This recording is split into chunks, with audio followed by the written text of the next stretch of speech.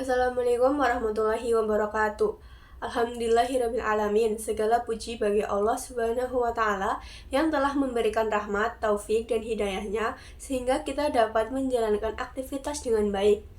Salawat serta salam semoga senantiasa tercurah kepada Nabi Muhammad SAW, keluarga, sahabat, dan seluruh umatnya hingga akhir zaman. Perkenalkan, nama saya Safri Juruta Subakti dengan NIM 2541102040044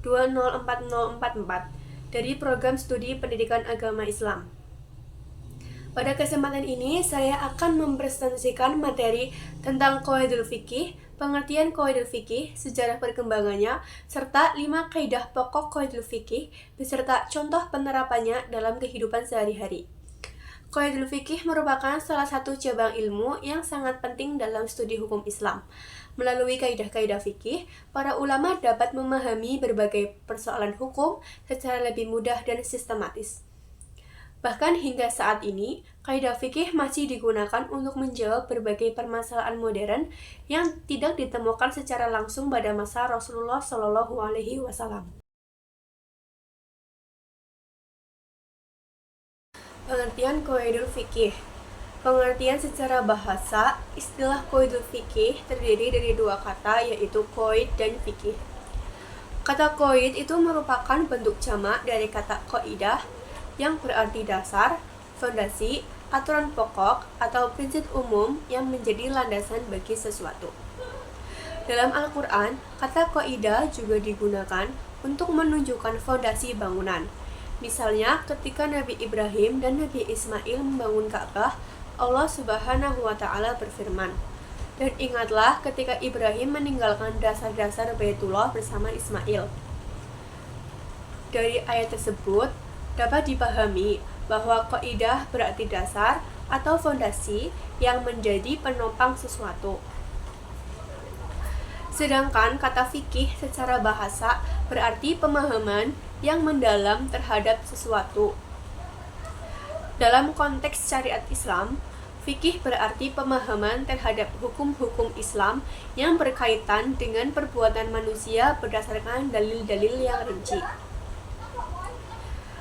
Jadi, secara bahasa, Qawaidul Fiqih berarti dasar-dasar atau aturan-aturan umum dalam ilmu fikih yang menjadi landasan dalam memahami hukum Islam.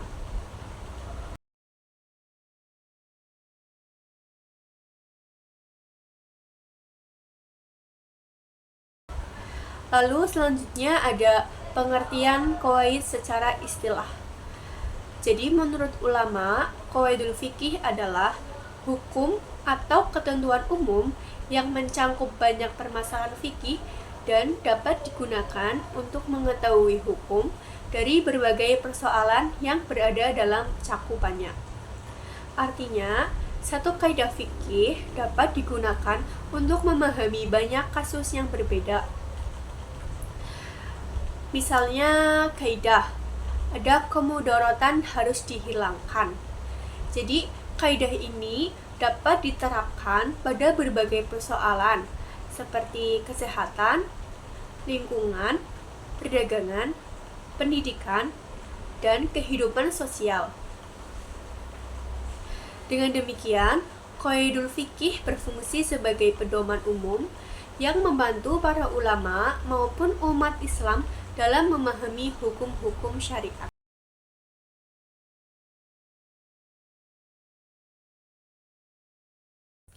Lalu ada fungsi dan manfaat Qawaidul Fiqih. Yang pertama, mempermudah memahami hukum Islam. Ilmu fikih memiliki ribuan pembahasan dengan mempelajari kaidah fikih. Seseorang tidak perlu menghafal seluruh hukum secara terpisah karena dapat memahami prinsip umumnya. Lalu, membantu menentukan hukum masalah baru. Perkembangan zaman melahirkan berbagai persoalan baru seperti transaksi digital, jual beli online, dompet elektronik, dan sebagainya. Melalui kaidah fikih, para ulama dapat menentukan hukumnya berdasarkan prinsip-prinsip syariat. Lalu selanjutnya ada menunjukkan keindahan syariat Islam. Kaidah fikih ini menunjukkan bahwa hukum Islam tidak disusun secara acak, melainkan memiliki sistem yang teratur dan saling berkaitan. Lalu ada menjadi pedoman dalam berijtihad. Para ulama menggunakan kaidah fikih ketika menghadapi masalah yang belum ditentukan hukumnya secara jelas dalam sumber hukum Islam.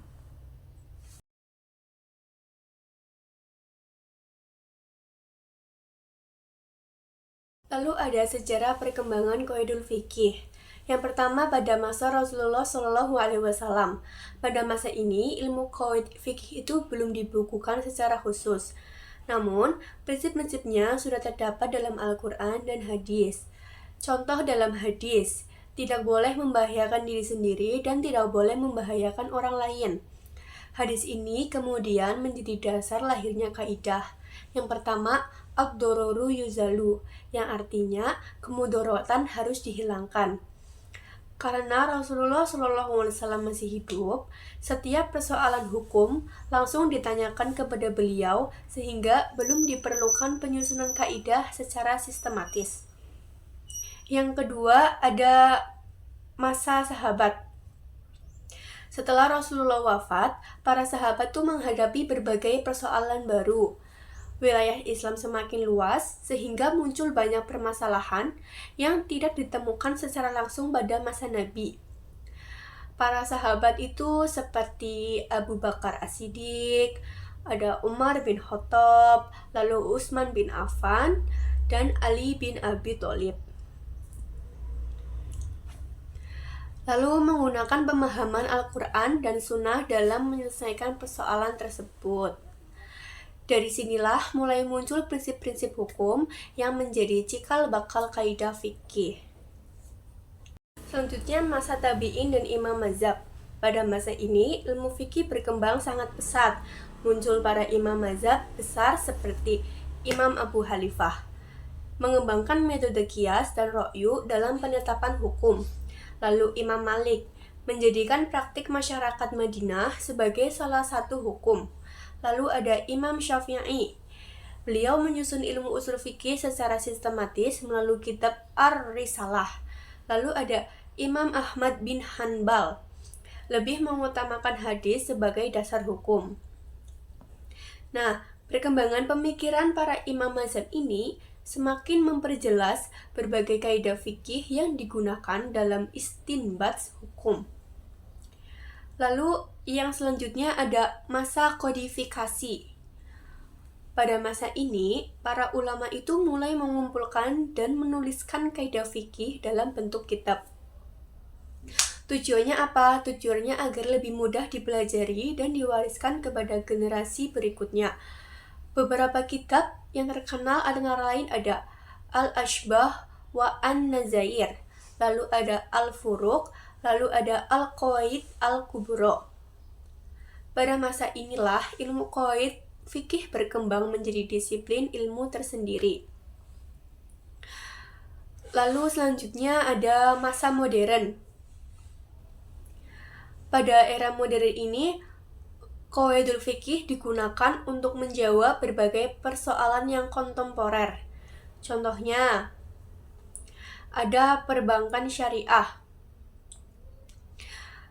Jadi, menentukan hukum tabungan, pembiayaan, dan investasi syariah. Lalu ada e-commerce. Ini menentukan hukum jual beli online. Lalu ada teknologi kesehatan.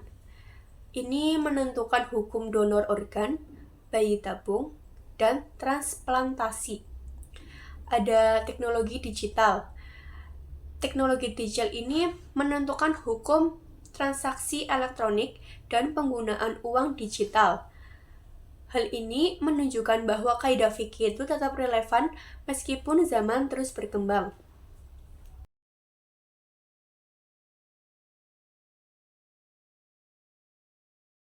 Yang selanjutnya ada 5 kaidah pokok qawaidul fikih. Kelima kaidah ini disebut al-qawaid al-fikih al-kubra atau 5 kaidah besar dalam fikih. Yang pertama ada al-umuru bima qasidiha. Artinya apa? Artinya setiap perkara itu tergantung pada tujuannya atau niatnya. Kaidah ini berasal dari hadis, sesungguhnya setiap amal bergantung terhadap niat. Jadi, kaidah ini mengajarkan bahwa nilai suatu perbuatan ditentukan oleh niat pelakunya. Contohnya, yang pertama itu bersedekah karena Allah bernilai ibadah. Lalu, memberi uang agar dipuji orang tidak bernilai ibadah. Belajar untuk mencari ilmu mendapat pahala. Lalu, bekerja untuk menafkahi keluarga juga dapat bernilai ibadah. Hikmah di balik kaidah ini mengajarkan pentingnya meluruskan niat sebelum melakukan sesuatu perbuatan. Lalu kaidah yang kedua ada al-yaqinu la yuzalu bisyak, yang artinya keyakinan tidak hilang karena keraguan. Jadi jika seseorang telah yakin terhadap sesuatu keadaan, maka keyakinan tersebut tidak berubah hanya karena muncul keraguan. Contohnya, sudah yakin berwudu, lalu ragu batal atau tidak, maka tetap dianggap suci.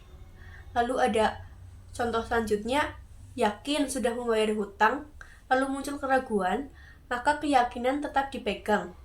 Contoh terakhir, yakin jumlah rakaat sholat 4, lalu ragu, maka tetap berpegang pada yang diyakini.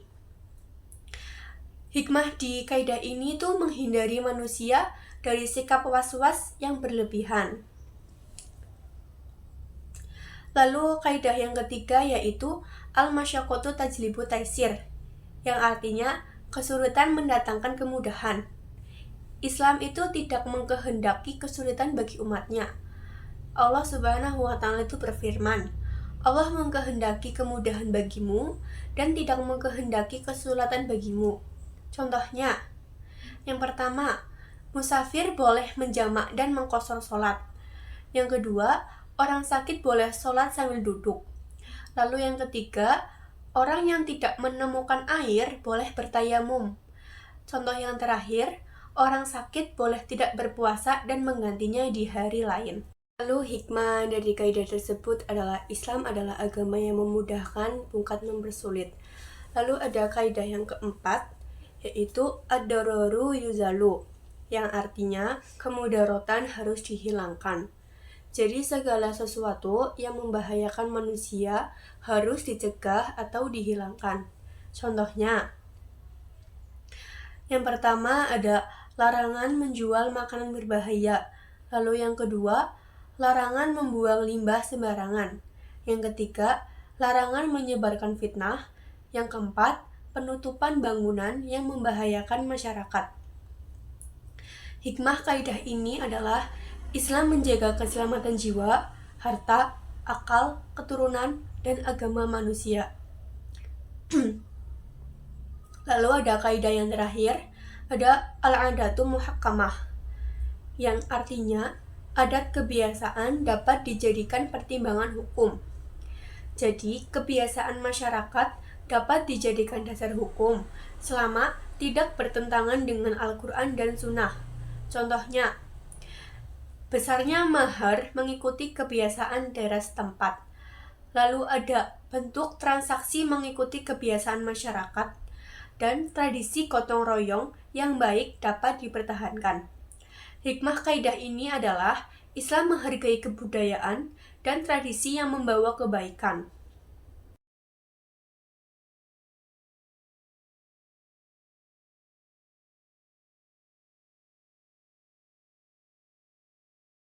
Jadi, dari pembahasan yang telah disampaikan, dapat disimpulkan bahwa qaidul fikih ini merupakan kumpulan kaidah atau prinsip umum yang digunakan untuk memahami dan menetapkan hukum Islam.